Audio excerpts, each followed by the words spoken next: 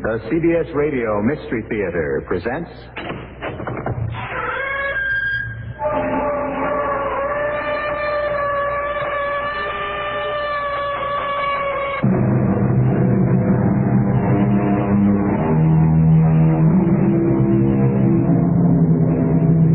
Come in.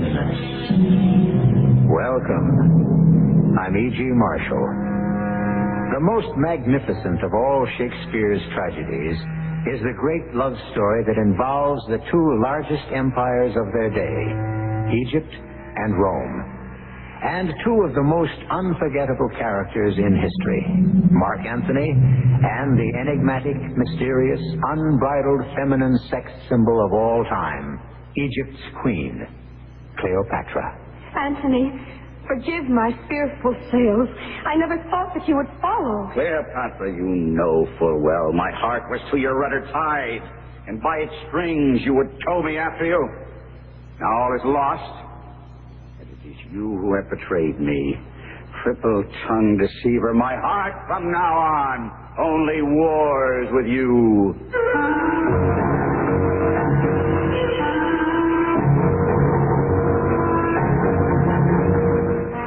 Our mystery drama, The Serpent of the Nile, was adapted from William Shakespeare's Antony and Cleopatra, especially for the Mystery Theater by Ian Martin, and stars Lois Nettleton and Kevin McCarthy. It is sponsored in part by Buick Motor Division and Allied Van Lines. I'll be back shortly with Act One. You know, I just thought of something. Yeah, what's that? Well, over 250,000 people have already bought 1976 Buicks. Yeah. That's a lot of people. Yeah. Well, if you got all those people together, they probably disagree on nearly everything. Religion, politics, sports. I mean, people disagree on all that stuff, right? Mm-hmm. And yet all those people, over 250,000 of them, agree on Buicks. I think that's really socially significant, don't you?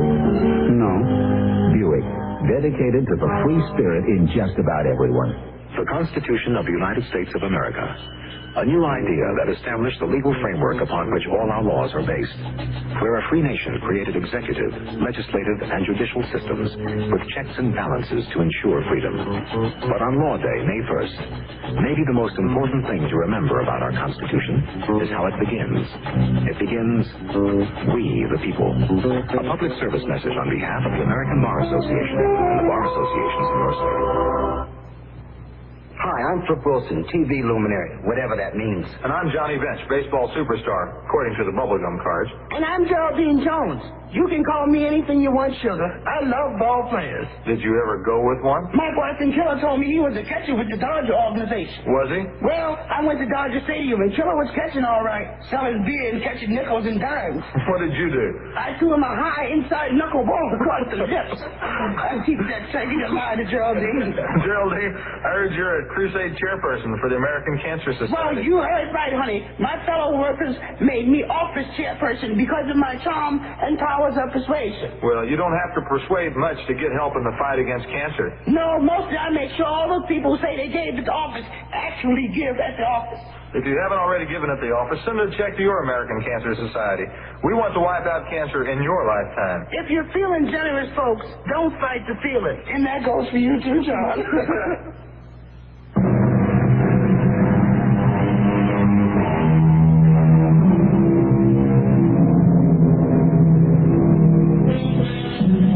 With the death of Julius Caesar, the Roman Empire was ruled by a triumvirate. Caesar's nephew, Octavian, a soldier statesman named Lepidus, and the famous Mark Antony. It was a time of turmoil for Rome, with the triumvirate threatened by Pompey, a former ruler. And it was at this climactic time that Antony, just as his hero Caesar some years earlier had, met and fell completely under the spell of the dusky, seductive, immortal queen of Egypt, Cleopatra. While the empire of Rome tottered, Mark Antony stayed on in Alexandria, bewitched, counting the world well lost for love. Well, Antony, if it is love, tell me how much. Oh, it's a poor love that has to be counted. Coin by coin. I'll set a price on me.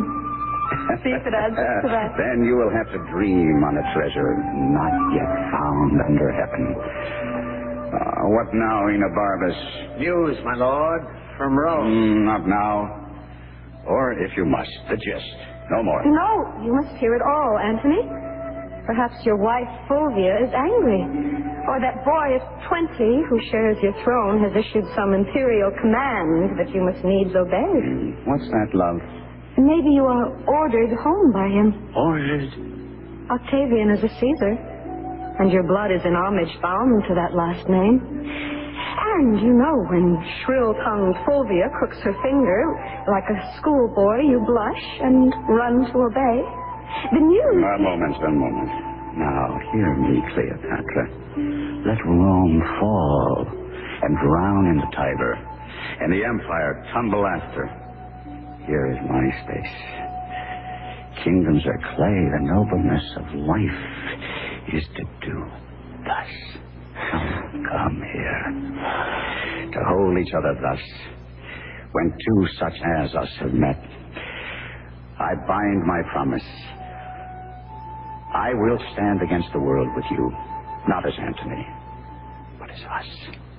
Two hearts as one, inseparable. Oh, what a lovely lie. No. Oh, come. Why did you marry Fulvia without loving her? You'll make me seem the fool I am not. Antony is Antony himself. But moved only by Cleopatra. Now, for the love of love in her soft hours, I have no time for state affairs. Later, Enobarbus. At your command, my lord. Come, my queen. Tonight, you and I shall wander through the streets together, mingling with the people as any two others, just you and I together, as if we were of them, and held no high estate. This was as you wanted it. If my beloved desires. But if that is what you wish, I need a little time to prepare myself. My lord Antony. Enobarbus, what now, when I am preparing for the evening's revels? The news from Rome and home, which I have fed on. Well, then you digest it. Save it for tomorrow, for I fear it will not please me much. Yes and no. What does that mean? Neither of us knows, my lord, until you have the report. Well, speak then. Wars and more wars. Your wife Fulvia's armies took the field against your brother Lucius. And? The war was broken off in friendly agreement. Well, what worse? There must be something to follow. My lord Antony, your wife is dead. Fulvia? Yes. Fulvia? How? Where? When? What sickness? It is all set down in this missive. Let me see. Oh, God. I made it thus. In contempt I put her from me, with other pleasures beckoning now. As always, when something's lost, we wish it back again 100-fold.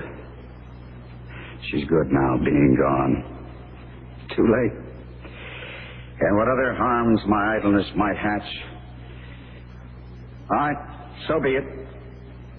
I must break off from my enchanting queen. It's time to be away. Why so, Mark Antony? Say Fulvia died for love of me. You being absent? Why, if so, then, good my lord, soldiers would kill all our women if to suffer our departure is their death. What? Under a compelling situation, let women die. But let them not die for nothing. Fulvia is beyond your help. Cleopatra, if you leave her, dies upon the instant. I have seen her die 100 times at only your displeasure. I wish to the gods I'd never seen her. Not only Fulvia's death, but Pompey has seized control of the sea. Octavian is no match for him, a beardless boy. And the public, fickle as always, inclines toward a winner. If I do hope to keep my place under the sun, I must away and do what needs be done.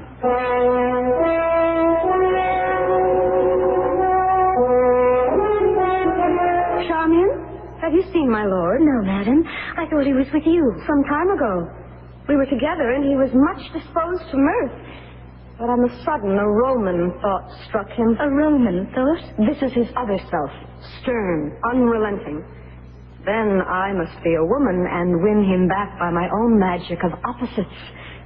See where he is, who's with him, what he does? Yes, madam. But remember, I did not send you. I will remember. If you find him sad, say I am dancing. If in mirth, report that I have suddenly taken sick. Most beloved mistress and queen. What now? Forgive your loving servant, but... Well, go on. Well, since you love him so dearly, is yours the best method to beg his love in return? What would you have me do? Well, give him his way in everything. Cross him in nothing. Oh, silly charming. You teach like a fool. That's the way to move him. Don't tempt him too far, please, little mistress.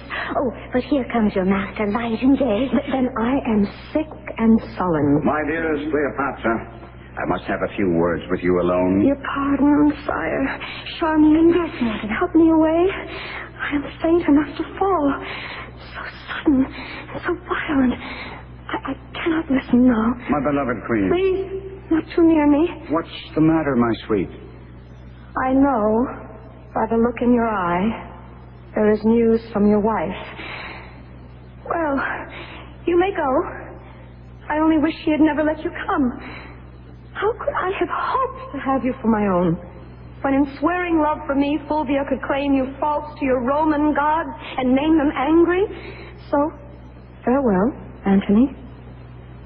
When you first wooed and won my love, that was the time for words.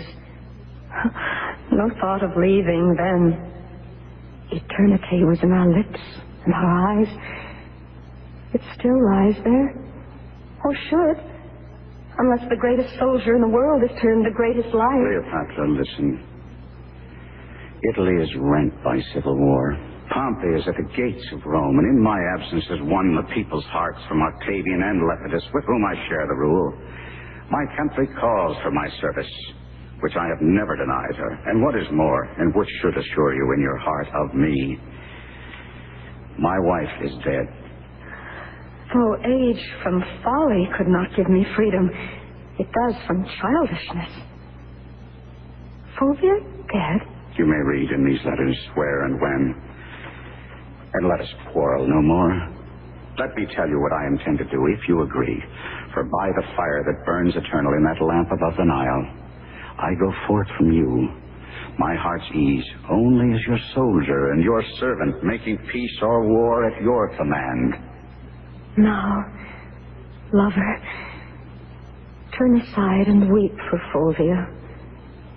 Then say goodbye to me, and say the tears belong to each.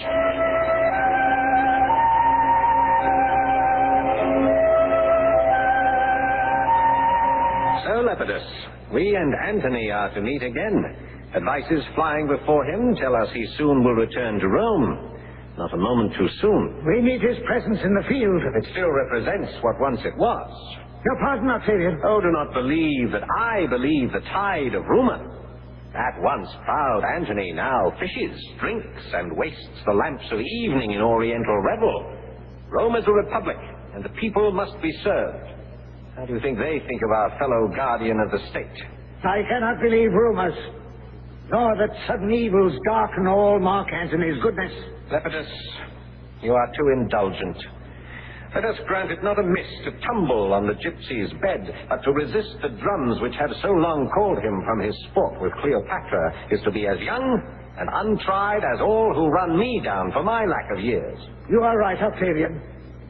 It is good he will return. And what is better that we persuade him that he is home to stay?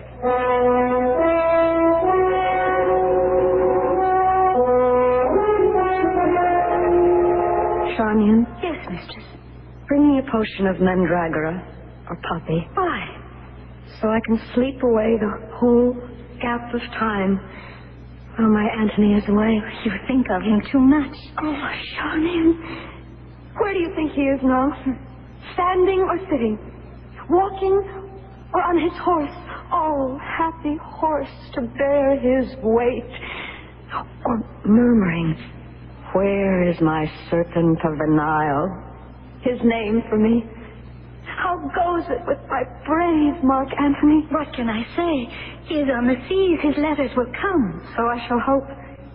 But now I swear, whoever is born on any day I fail to send my messages to my love will die a beggar.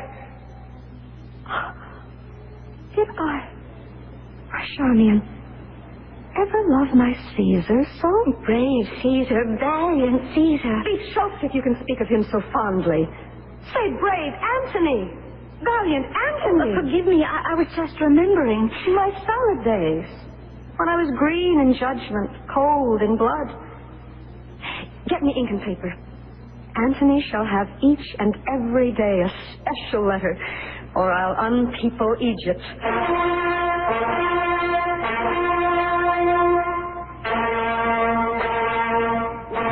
Welcome to Rome, Antony. Thank you, Octavian. Sit. Sit?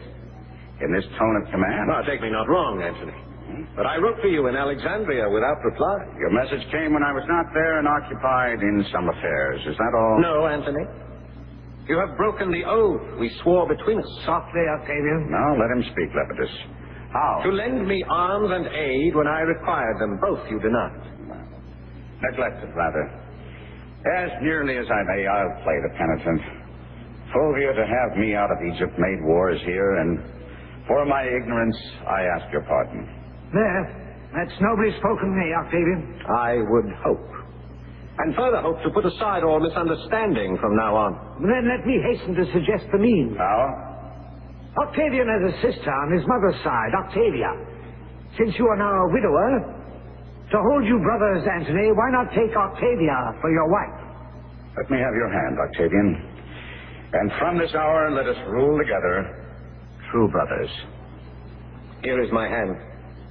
A sister I bequeath you, that I live to join our kingdoms and our hearts. Then, happily, amen. Charmian, give me some music, and moody food for me that trades in love. Cleopatra, my queen, be not so. It is not the end. Or the beginning. Only that dread snake's coil that shuffles in between. Oh, why is there no word of him? Oh, here comes a messenger now. If his news be bad, he shall be whipped with wire and stewed in brine. Oh, the gods help me. Admit him, and may the gods help him. If he brings me good news, then he may have half my kingdom. If not, then may all Egypt melt into the Nile and all my people with him.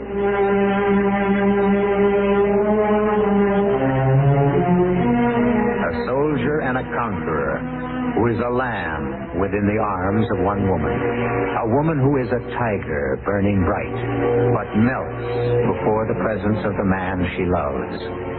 Two empires in their hands, rocked to and fro by the tempestuous love and their realization of their trusts.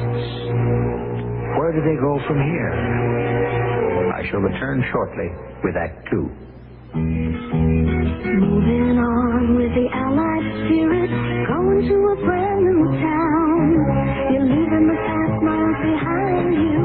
With Allied phone lines, you're homeward bound. Hello, tomorrow, I'm on my way. I know you're gonna bring a brighter day. I've got the Allied spirit, and it feels like I'm going home. At Allied Landlines, we take a special pride in our work. We treat every move as if it were our first, even though we move more families every year than anybody else. That's because we know there's a little bit of you and your family in everything we move. It's that kind of pride that's made us the world's #1 mover. We call it the Allied Spirit. And when it moves you, you know you're going home. Hello, tomorrow, I'm on my way. I know you're gonna bring a brighter day. I've got the Allied spirit, and it feels like I'm going home.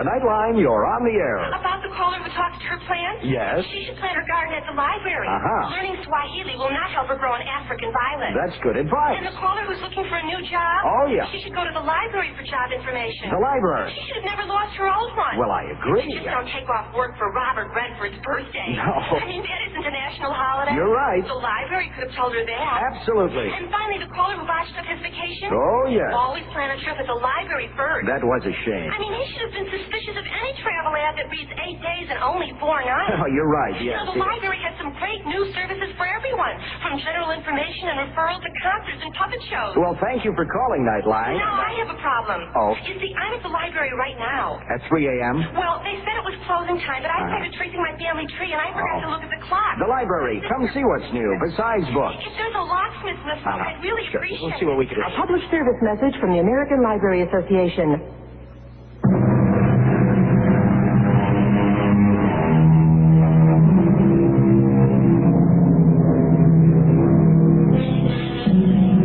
Cleopatra waits in Alexandria, eager for and yet afraid of the news the messenger brings of her Antony.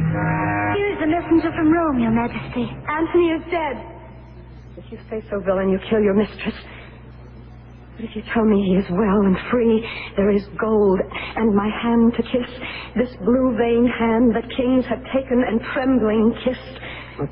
First, madam, he is well. Oh, and here is gold and more gold. But if that isn't true, I'll have each gold coin melted and poured molten down your lying throat. Good madam, hear me. He is well. Well said. And Octavian and he are greater friends than ever. You'll have a fortune from me. But yet... I do not like, but yet. Speak out, man. All the good and bad together. You say he's friends with Octavian. You say he's free. I did not say free, madam. You said he was not a slave. Well, not slave to him, but to his sister, Octavia. Oh. What does that mean? It means that he is married to Octavia. May the pestilence strike you down as I do. Patience, madam. I'll have your eyes out. Unhair your head. Unless you say it is not so. And you may have a province, half my kingdom. My royal queen, I would that I could, but he is married. Rogue! You have lived too long. Madam, put aside the dagger. The man is innocent, Majesty. Some innocents are caught when lightning strikes. Come here, sir. Though it be honest, it is never good to bring bad news. I tried to do my duty. And so you have. You say he's married? Come, I cannot hate you more than I do if you say yes again. He is married. But God confound you. To Octavia? Yes. The merchandise you have brought me is too dear for me. Get out of my sight. Out before I have you boiled in oil. Your Majesty, patience. In praising Antony, Charmian, I have many times dispraised Octavian. Many times. I am bitterly paid for it now. Go to the fellow, Charmian. Ask about Octavia, her looks, her age, what she is like. And let him not leave out the color of her hair. And wait, how tall she is. Pity me, Charmian. And first, lead me to my chamber where a queen can weep alone.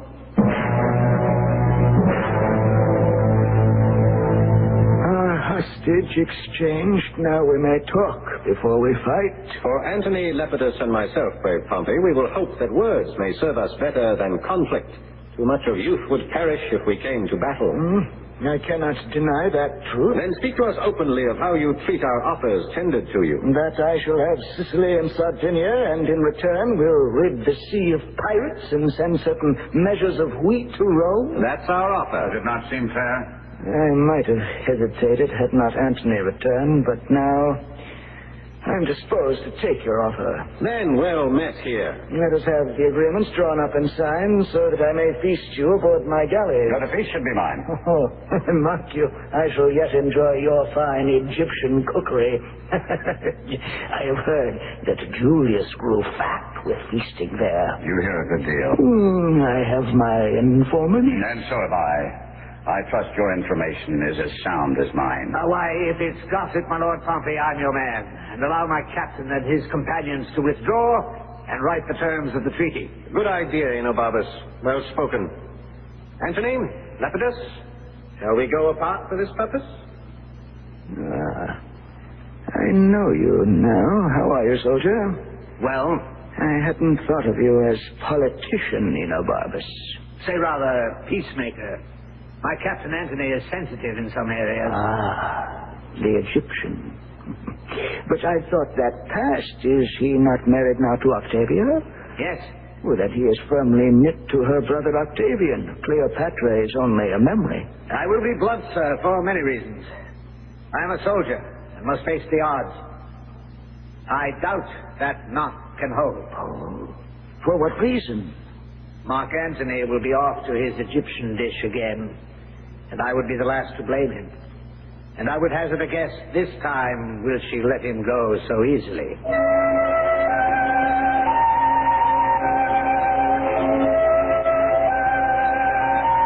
It's not only that, Octavia. Many things are excusable, and trifles do not anger me. But your brother, without consulting me, has opened war with Pompey, made his will and read it to the public, speaking in derogation of me. I've given him my best, and gotten in return nothing more than a smile that does not go behind the teeth. My lord, don't believe all rumors. For my sake, who stand between you, praying for you and loving you both. If you must believe, don't take it so to heart. Gentle Octavia, you may have to make a choice. If I lose my honor, I lose myself. But if you will be a go-between, then you must make it now. For I am making preparation for such a war as shall destroy your brother. No, give me this chance to reconcile you. Go to him if you will. And when you decide where the fault lies, make your choice. For I tell you, our faults can never be so equal that your love can equally move with them. You must choose your own company and go where your heart has a mind to.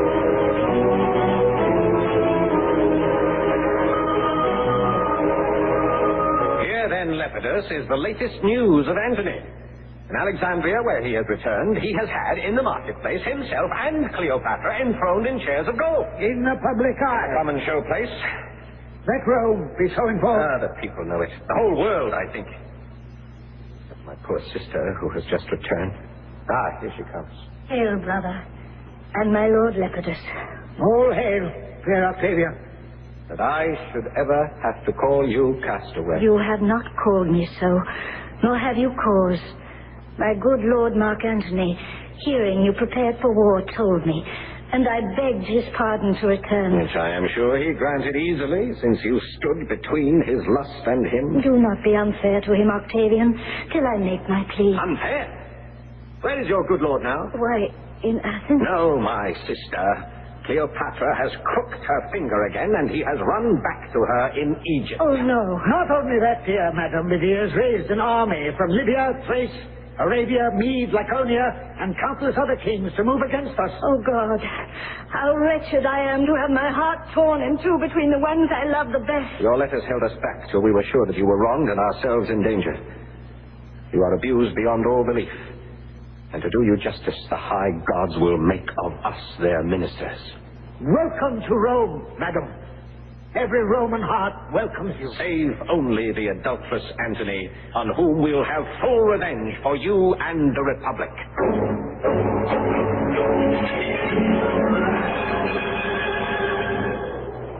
Enobarbus, why do you object to my presence at the camp? I think only of Antony. If you thought upon my lord alone, you would not be here to take from his heart, take from his brain. He is already traduced in Rome, where it is said that Cleopatra and her maids manage this war. Think Rome. May the tongues of those who speak against us rot to the roots. I bear a charge in this war. As leader of my kingdom, though I am not a man, I will not be left behind. There now, I'll say no more. Here comes the emperor.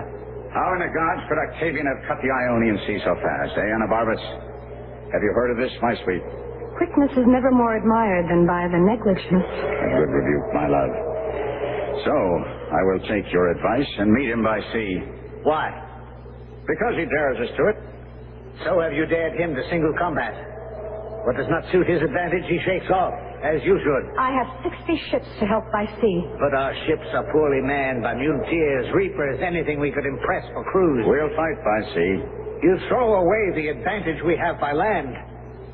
Don't risk your battle-tested troops to rotten planks and foreign shells. We'll fight at sea, and then if we fail, we can do it by land. Lepidus? Yes, Octavian. Remember, do not strike by land. Hold your positions and do not provoke battle till we have done at sea. You know our plan. Our fortune lies upon this jump.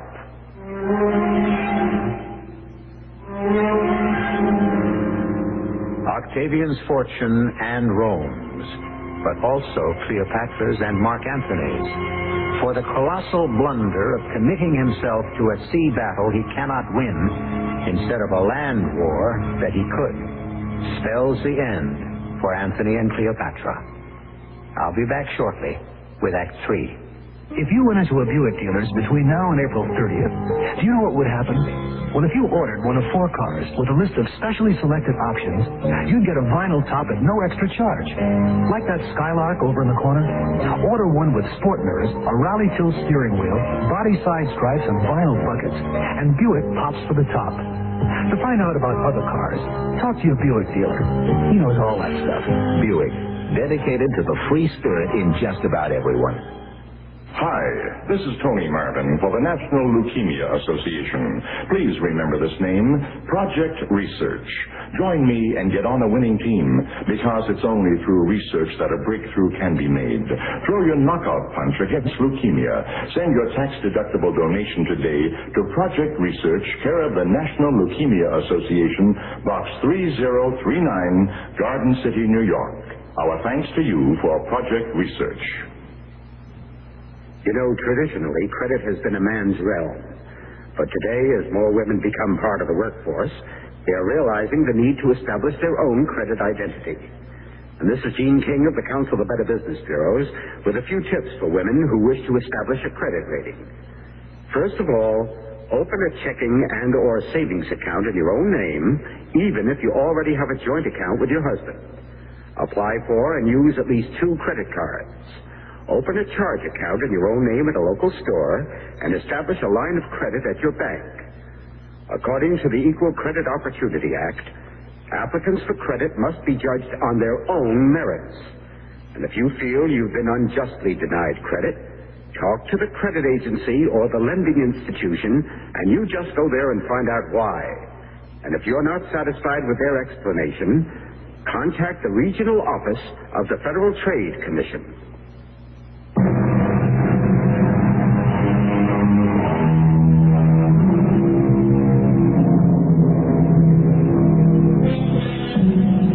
From the shore, with the rear guard of the once great land army that Antony might have led in a triumphant march on Rome, Enobarbus watches in dismay as his worst fears are more than realized. For as the 2 great armadas meet in action, suddenly the Egyptian fleet turns in flight and abandons Antony and his pitifully few and overcrowded ships to the overwhelming might of the enemy. Oh, gods, I can look at it no longer. All 60 of the Egyptian ships turned rudder and in flight. What happened, messenger? Cleopatra, in the midst of the fight, before the tide of battle was yet known, had her admiral hoist her sails and take flight. I saw that. But the rest? When once the Queen's ship turned, the others followed. Then, Antony, like a doting mallard, claps on his sea wings to follow. Breaking off action at the height of battle, for shame! Manhood and honor violated. 6 kings and their legions are already left to yield to Octavian. As well they might. But I'll still follow the cause of wounded Antony, though reason sits with the wind against it. Sweet Antony, forgive my fearful sails. I little thought you would have followed. Egypt, you know full well my heart was to your rudder tied. and by its strings would you tow me after you. Now all is lost, and it is you who have betrayed me, sold me to this novice, triple-tongued deceiver. My heart from now on only wars with you, and when I am revenged upon your charm, then all is over.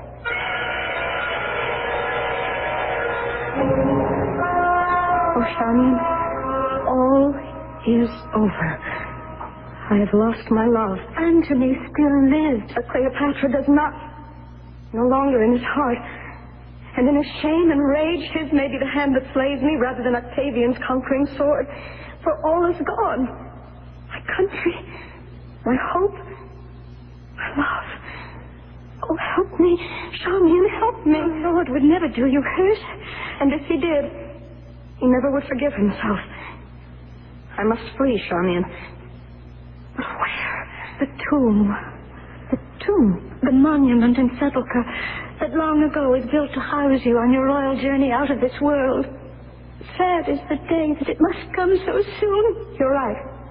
I'll go to the monument this minute, for you will join me. But first, go to him and tell him I have slain myself.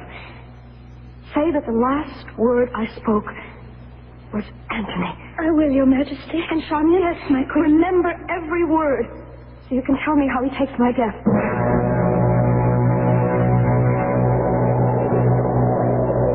My captain, the wind is heavy. I wish my heart were not. I made these wars for Egypt, and the queen whose heart I thought I had, for she had mine. But she cut cards with Octavian and false played all my glory into an enemy's triumph. No, Enobarbus, no, it's not worth tears. All that is left me is to end myself. My Lord Antony. What, her serving woman? Away, mistress. Your vile queen has robbed me of my sword. No, my lord. My mistress loved you, and all her fortunes were wrapped up in you. Away, I said, away. She's betrayed me and shall die for it. Death can be bought only once, and already by her own hand she has paid for it. The last she said was, Antony, most noble Antony. Dead. Cleopatra dead. Unarm, Enobarbus. The long day's task is done, and I'm asleep. Leave us, mistress, and count the fact that you take your life with you a richer reward than you deserve. I will overtake you, Cleopatra, and weep for my pardon. So it must be, for all life is torture. Since the torch is out, why lay it down and look for rest? I come, my queen. Oh, stay for me, and hand in hand, where souls walk on some flower-strewn strand, we'll count the world well lost. Enobarbus. What do you want of me, Antony? I've lived in such dishonor these last hours that the gods detest my baseness. I, that with my sword ported the world and owned the seas, condemn myself for lacking even the courage of a woman. My mind less noble than hers, who has already said by her death to Octavian, you are no conqueror, I am the conqueror of myself.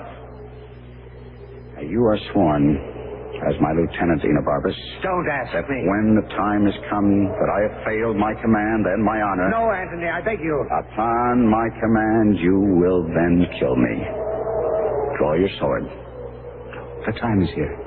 My captain, pardon me, and do not ask me. You won't wound me. It is Octavian you defeat. With a wound, I must be cured. I command you, draw your sword. Then turn your back on me. I cannot look you in the face. So, there. My sword is drawn. My captain and my emperor, before I strike this bloody stroke, farewell. Farewell, old friend and comrade. Farewell, great chief.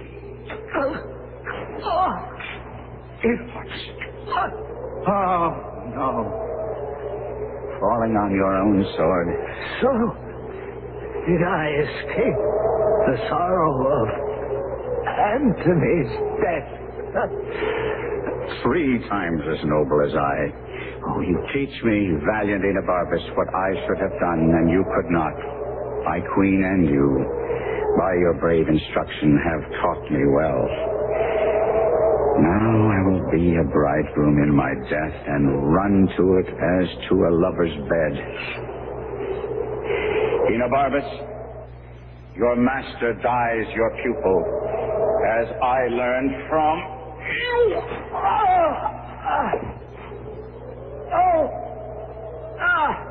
I have done the work ill. Guard! Lord Antony! Lord Antony!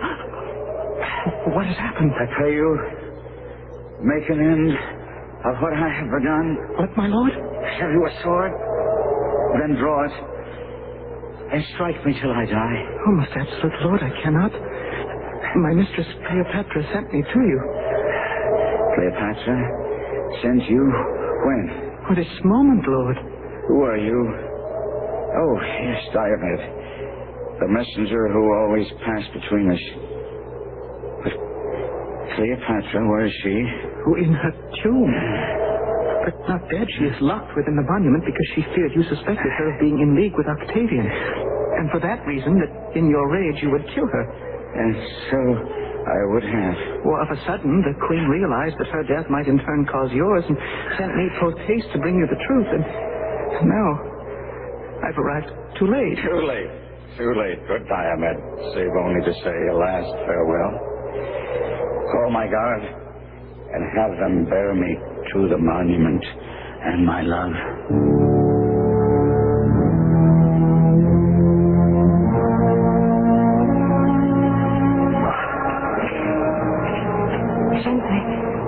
Gently put him down.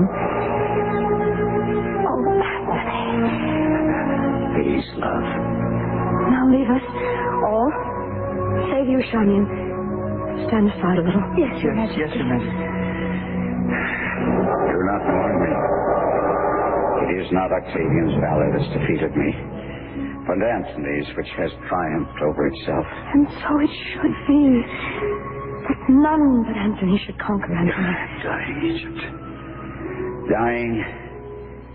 Only here I will hold off grim death a little while, till I can lay the last of 1,000 kisses on your lips. And welcome. Die where you have lived. If my lips only had the breath of life, I'd kiss and kiss and kiss again till I'd worn them out. Spare lament. Waste no sorrow at the miserable state in which I die. Remember me, and better fortune when I live the greatest prince of the world, and that now I do not basely die. I am a Roman, by a Roman, valiantly vanquished. My spirit is going. I can no more, my queen. In your arms. I am dying. Egypt. Dying. Noblest of men, how can you die? Have you no care or thought of me? How can I live in this dull world without your sun to make it bright? No. Oh, look. Charmian. The crown of the earth has melted. The garland of war is withered. And the soldier's sword is fallen. The lamp is spent. It's out. Peace, girl. We'll bury him, and then I'll do what's brave and make death proud to take her too. His spirit is now cold.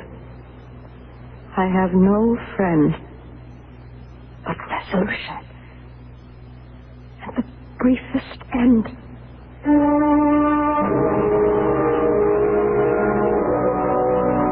So, Charmian, Have you brought that dread serpent of the Nile? Hidden in this basket of figs, so that I could smuggle it past the Roman guard that holds you prisoner here. Have a care with that pretty worm. He pains not, but his bite is death. Hand him to me. Your Majesty. Now, give me my robe. Put on my crown. I have immortal longings in me. I seem to hear Antony call. I see him rouse himself to praise my noble act. Husband, I come. My courage will prove Teitel to that name. I am fire and air. My other elements I leave to baser life. So, have you done? My queen is all attired. Come then. Take the last warmth of my lips. Farewell, kind Charmian. Now, be tender, asp. With your sharp fangs, this intricate knot of life, untie. Poor venomous fool, be angry and be quick. Dissolve thick clouds and rain, that I may say the gods themselves are weeping. Hush. Hush. Do you not see the baby at my breast that suckles a nurse to sleep? As sweet as balm, as soft as air, as gentle. Oh, Antony, Antony, I am come home.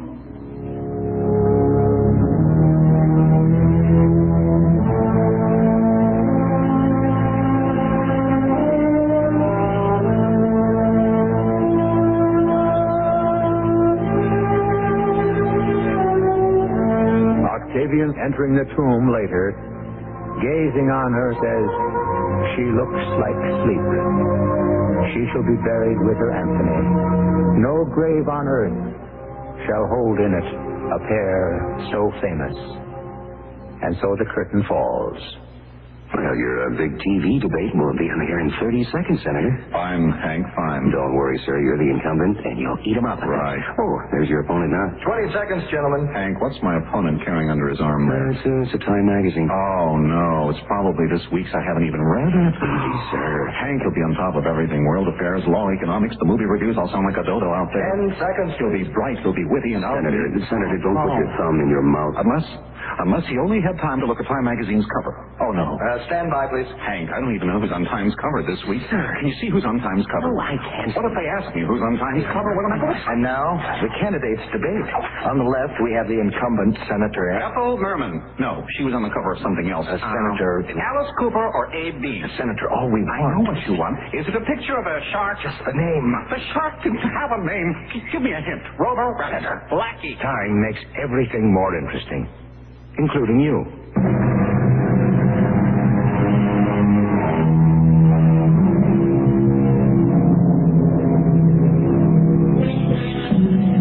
This completes our week's cycle of Shakespearean tragedies.